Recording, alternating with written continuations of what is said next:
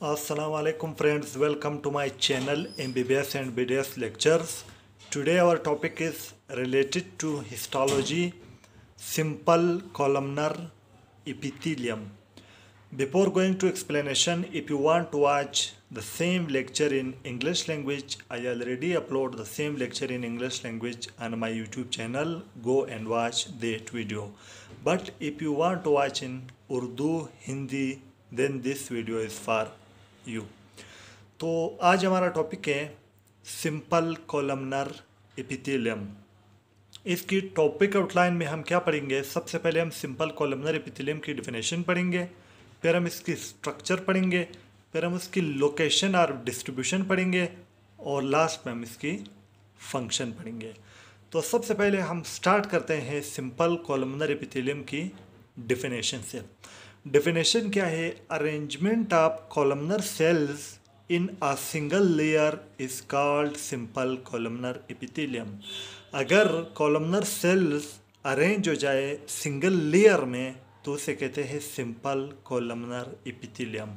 जैसे यहाँ देखें सिंपल कॉलमनर एपिथेलियम है, यहाँ सिंगल लेयर है कॉलमनर सेल की, तो क्या कहलाएगा? Simple columnar epithelium. ये हुआ डेफिनेशन।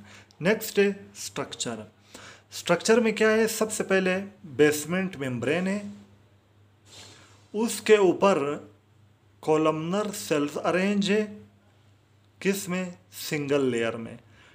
टाल सेल है, हाइट ब्रेड से ज़्यादा है या वेट से ज़्यादा है, और इसका साइलेंड्रिकल न्यूक्लियस है और एट द बेस प्रेजेंट है। ये क्या है? कॉलमनर सेल्स हैं, और कॉलमनर सेल सिंगल लेयर में अरेंज है, और नीचे क्या है? बेसमेंट मेम्ब्रेन है।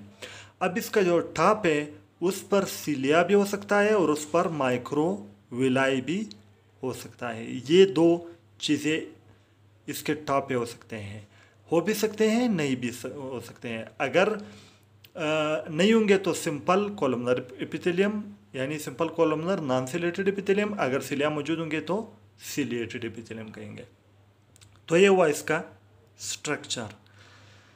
नेक्स्ट है लोकेशन और डिस्ट्रीब्यूशन के सिंपल कॉलमनर एपिथेलियम की लोकेशन क्या है या डिस्ट्रीब्यूशन क्या है, हमारे बॉडी में किस किस जगह पर मौजूद है। सबसे पहले गॉल ब्लैडर। गॉल ब्लैडर में सिंपल कॉलमनर एपिथेलियम मौजूद है। दूसरा यूट्रस, फीमेल का जो यूट्रस है वहाँ पर सिंपल कॉलमनर एपिथेलियम मौजूद है। तीसरा क्या है? ओविडक्ट्स, जो ओविडक्ट्स है वहाँ पर सिंपल कॉलमनर एपिथेलियम मौजूद है। और चौथा क्या है? Large ducts of glands. अक्सर जो ग्लैंड्स उसकी जो लार्ज डक्ट्स हैं वहाँ पर भी सिंपल कॉलमनर एपिथेलियम मौजूद है। पांचवा है papillary ducts of kidney. Kidney की जो पेपिलरी डक्ट्स हैं वहाँ पर भी सिंपल कॉलमनर एपिथेलियम मौजूद है। छठा क्या है? स्टमक। सातवां क्या है? इंटेस्टाइन। और आठवां रेक्टम।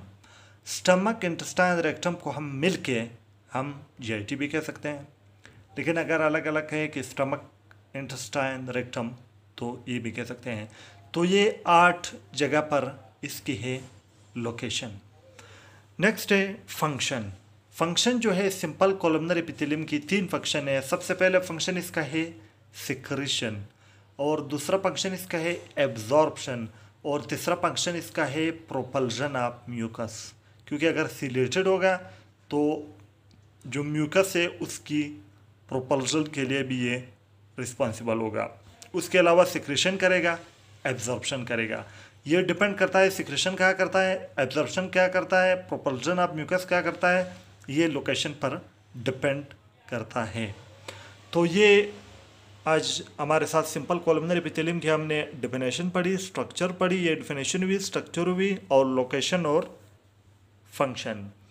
तो आज हमारा टॉपिक कंप्लीट हुआ। दोस्तों, अगर आप लोगों को वीडियो अच्छी लगी हो तो वीडियो को लाइक करो, शेयर करो, और चैनल पर अगर पहली बार आए हो तो चैनल को सब्सक्राइब करो और बेल आइकन को प्रेस करके ऑल नोटिफिकेशन को ऑन करो, ताकि मेरी हर नई आने वाली वीडियो सबसे पहले आप तक पहुंचे। दोस्तों, वीडियो देखने का बहुत बहुत शुक्रिया। अल्लाह हाफिज़।